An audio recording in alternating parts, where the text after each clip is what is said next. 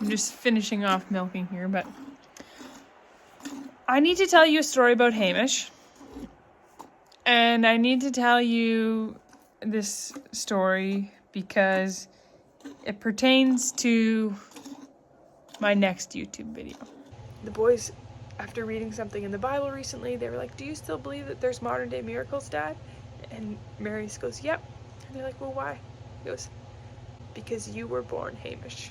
We know there's miracles because you were born healthy." So, for you to fully understand why I'm doing in the next week's YouTube video, you gotta understand a little bit about Hamish. So, when I was pregnant with Hamish, I had 2 miscarriages and then between Mac and Hamish. And at the midway 20-week ultrasound, it was taking forever. Now I was laying in the bed like, why am I even doing this? Like, 20 years old and I'm healthy. Whatever. It's like a 45-minute long ultrasound. Get out of the ultrasound. Marius has been chasing Mac around the waiting room the whole time. And we went to my mom's house, like my mom and stepdad's house, and had dinner there and everything. And then we get home and there's a message on our answering machine, because we had a home phone, from the midwife saying, "Call me back ASAP." And then a second message from the midwife saying, "Call me back at the office, not at home. I'm going into the office." So I called the midwife at the office. Oh, I should let Jess out here, otherwise she's going to poop in the stanchion. I call the midwife, and she starts to tell us about everything that is wrong with Hamish. And he had a suspected heart malformation, and he had... Jessa, out you get. No, you can go out. He had fluid in his left lung, and he had a pocket of fluid behind his neck, like on the back of his neck. And the midwife, I was like, yeah. Basically, they were like, this is like really, really bad, and I would prepare yourself for this baby not to live. And I remember sitting at the table in this rental we were in, and Marius sitting there like trying to catch what was going on in the conversation, because I'm like obviously very upset. And I remember Mac on the stairs, so he was like 2.5, with a package of new toilet paper, like a new package, and just like unrolling it everywhere. And Marius and I were like just not even paying attention. So I basically cried all night. I know you can't see me, but we just got to keep on with the story here. I'm coming in with no. I basically cried all night, and I showed up at my mom and stepdad's house. I knew they would be up. I waited till she replied to my text. I just asked her like a random question, and I waited till she replied to my text at like 5:30 in the morning, and then I went over there, and they could tell I was very upset. And I remember my mom making me toast, making me a piece of toast, because I needed something in my tummy before I could tell them the story. And me and my mom, she knew that. She knew I needed to eat a little something because I was falling apart. So I tell my mom and stepdad about it, and then I go back home to Marius and Mac, and then the midwife had said that like a specialist would be in touch, and like it was only like mid-morning when we got a phone call saying like, can you be here in a few hours? And like, understand that we lived on an island and we had to catch a ferry to go anywhere, and also like my mom was busy that day, she couldn't take Mac, and so I then went to my sister's house because I knew she would be home, but she wasn't answering her phone. So I just showed up there with Mac, sobbed, told her the story, and was like, and now I need to leave and go catch a ferry. Can you keep him for the day? And so then Marius and I went and we saw, I forget what type of specialist he was, but it was at a big hospital. So this doctor, he looks over everything, and we have a EKG on Hamish, and his heart is actually just fine. And the doctor looks over everything and he says he sees nothing fatal. He sees some procedures are going to need to be done, and there's a potential that this baby will be born with something like Down syndrome, because the fluid pocket on the back of his neck was that's a genetic marker. And he said, but if that's not a deal breaker, and Marius and I were like, it's not a deal breaker, it's not a deal breaker. Hallelujah, not a deal breaker. And, you know, I practically skipped and bounced and danced out of that office. It was so nice to know.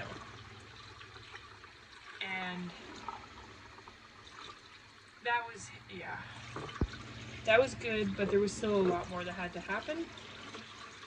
Or we're gonna put it all in these jars. So close. So then Hamish still had fluid in his lung cavity, his left lung, just a bit. And so they did what's called a thoracentesis, which is where it's like an amniocentesis, but they go into the lungs and they take out the fluid. So the first time this happened, they did it. It was a very, they pitched it as a very non-invasive thing, but it was a very traumatizing thing. I'll just keep it that. It was very traumatizing. And at this point, we basically had told no one what was going on because we just were being private about it. I don't know, 10 days to 2 weeks later, we went back for another. We had to get another thoracentesis. And this time there was more fluid, more than before. And they didn't know why this fluid was there. So they did another thoracentesis, and they said if we came back again and there was still fluid, which they thought there was going to be, they were planning to put a stent in so that it could continually drain into the amniotic fluid. They also made noise about like how early could they do a C-section? Would they do you know, like a 28-week C-section, like, because they said they could deal with him better on the outside than the inside. So after the second thoracentesis, we decided we were going to, actually I did it, Marius didn't know, he was kind of upset that I had shared it, but I posted on Facebook about it. And I asked for all the prayers we could get, please, because this is what was happening. So we go back a third time to get a thoracentesis or a stent put back in, and the doctor is a perinatologist, I think, was absolutely ecstatic. He said, there's no fluid. He said, I don't know why it was there, and I don't know why it's gone, but there's no fluid. And I went like this, and I said, but God. And the perinatologist was like, yes. And for the rest of the pregnancy, I was very monitored, and I had to give birth in a bigger city. I had to go there ahead of time to stay there, and that was a very traumatizing thing because I was very lonely. Thankfully, ended up being a short stay there. But like after, and then Hamish was born like totally healthy. Like you could tell he had like a bit of extra skin on his neck, but it kind of just blended in. He no longer had the lung issues. Like it was just like, hallelujah. Because that fluid in his lungs, it was pressing on his heart and it was making his heart kink, so that he was going to have a heart failure in utero. And just every medical professional that saw him after he was born, they said he is a miracle. He is a miracle. And that's just like, so I could have gone into way deeper depth of that story. That was the Cliff Notes version. But anyhow, you needed to know that because the next YouTube video, it's going to tell you why you're going to need to know that.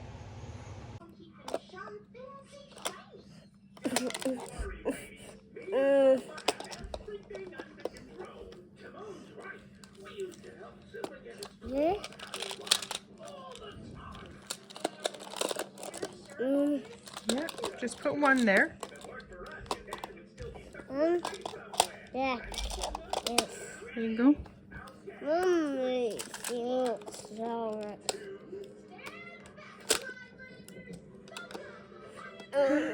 You did it!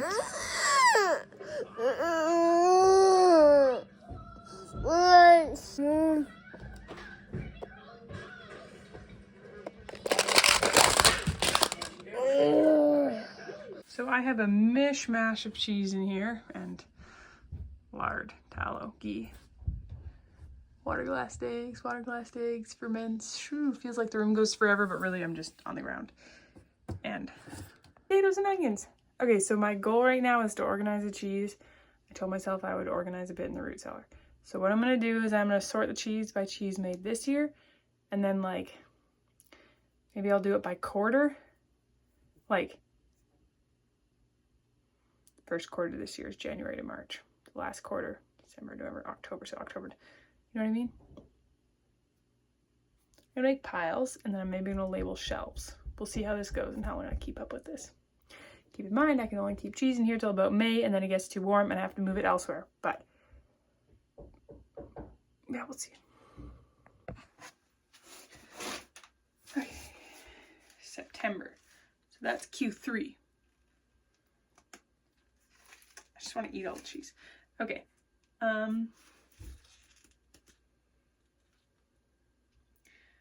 am I making piles? Q3 is going to be there. I think I made a lot of cheese in Q3. Q3 would be September, August, July. Why is it so hard to count backwards right now? Oh, that one needs to be resealed. That happens occasionally. November.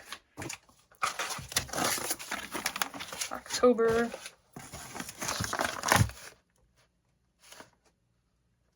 This one's very badly labeled. I think it's August.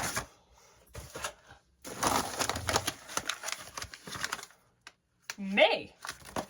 Okay, which Q is May in? Q2. Where's the Q2 pile? We're gonna make the Q2 pile right there. July. Q3. May. October. July. Oh, I think this is April. March. March is Q1. Look at that. We're already back to Q1 of last year. July. April. Q2. Oh, this one needs to be resealed as well. Q, whatever July is. So right now it feels like we have a lot of cheese. And I'm not saying we don't have a lot of cheese because there is a significant amount of cheese here. However, Jessa is only going to go down in production right now. And as she goes down in production, that means I'm making less cheese. And right now, the very soonest she will give birth is October 10th if she took the last AI. Which means probably even like a few months before then, I won't be making cheese, at minimum 2 months before, so like September and August, but really even July potentially, depending on where her supply's at. And after they calve, you usually don't make cheese for a couple weeks because their bacteria count's higher when they calve, and it's just good practice to not make cheese for at least a week or two.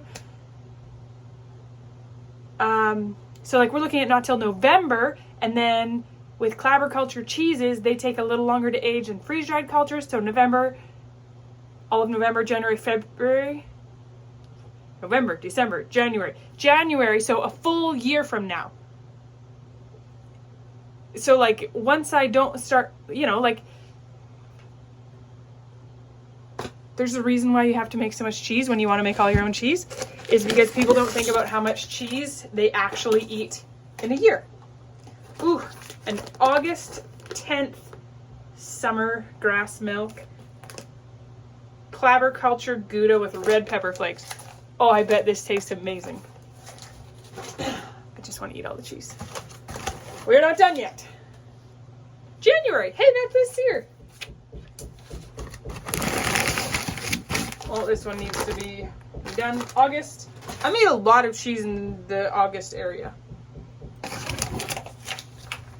January. Oh, it's the other half of that one. September. Q3 was a big cheese making month. Quarter. Well, that's because Jessa calved in June. So July, August, September. It's huge. And then once they went down in milk production, once the grass was gone, then so my cheese making went down. So that's why maybe that was Q2. Q3. Ooh. I'm confusing myself. November. Okay, so I only have 4 half wheels left from before July 2022. Here's July to September 2022. It's like 2 wheels deep, 3 high. And then here's October, November, December ends here. And this is what I've made since January. So there's 2 wheels vacuum sealed, feta. We ate a pile of feta too. 1 wheel ready to be vacuum sealed. And then there's 1 air drying upstairs. And when it's ready to be vacuum sealed, I'll do both of them at once. So it is January 18th today, I think. And I have made 4 wheels of cheese already. So that's fun to see it in that sort of sense. Quite often I will cut a wheel in half, or like if it's aged in halves, I'll just open up one and then do it into smaller wedges, depending on the type of cheese, what size wedge. So here's Parmesan. It's actually coming up on 2 years old. Like I saved little wedges of that. Whereas like if it's like a Gouda or an Alpine, I'll do a pretty big wedge of that. So I decided I'm sorting these now into baskets. Asiago and Parmesan are going to go together. Cheddar and Buttercase are going to go together. If you want to learn to make cheese yourself, which I highly recommend, if you go to venisonfordinner.com/shop, scroll down, you'll find a free Clabber culture class. If you are dealing with lots of milk, I highly recommend making Clabber culture cheese. If you're a milkmaid, I just love it. You should learn how to do it. It teaches you how to make a Clabber culture and maintain it, use it in other recipes, and there's a wheel, like a Alpine style wheel of cheese. If you love that, I'll tell you a little secret. If you're interested in my cheese making course, Cheese Making Without the BS, which teaches you how to make Gouda, Buttercase, Asiago, and cheddar. After you sign up for the Clabber course, there's actually a discount for 20% off of my full course in the Clabber culture course. So don't miss that, friends.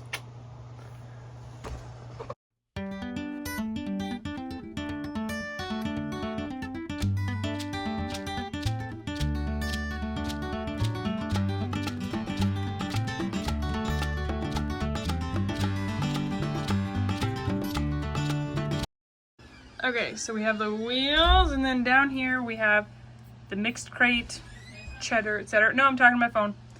Parmesan and Asiago, Alpine, Gouda in that crate. I might end up moving that probably once this box of apples is gone. For now, much better. Now I don't have to go hunting for cheeses so hard. Amos, are those more exciting than new boots? You got new boots! Mac, no thank you, I already said. What's this?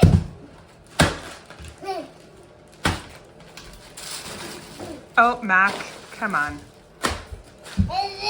You put on your new boots?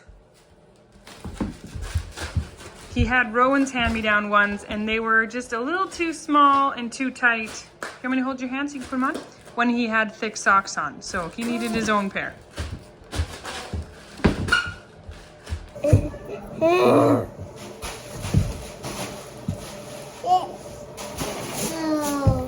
Let's go. Where you want to go?